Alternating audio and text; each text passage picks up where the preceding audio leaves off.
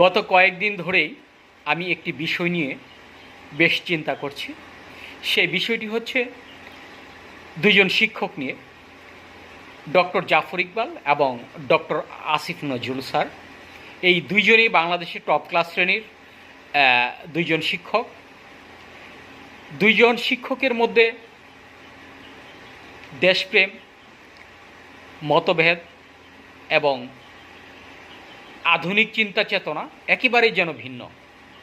তার কারণ হচ্ছে আসিফ নজরুল স্যার ঢাকা বিশ্ববিদ্যালয়ের শিক্ষার্থীদের সাথে মিশে একাকার হয়ে তাদের সাথে আন্দোলন করছে, আর অন্যজন ছাত্রদেরকে একটি সামান্য কথা বলে, অর্থাৎ কথাটি আমি প্রকাশ করতে চাই না, কথাটি বলে একেবারে বিতর্কিত হয়ে সে তার জীবনের যে ক্যারিয়ারটা রয়েছে সেই ক্যারিয়ারটা ধ্বংস করে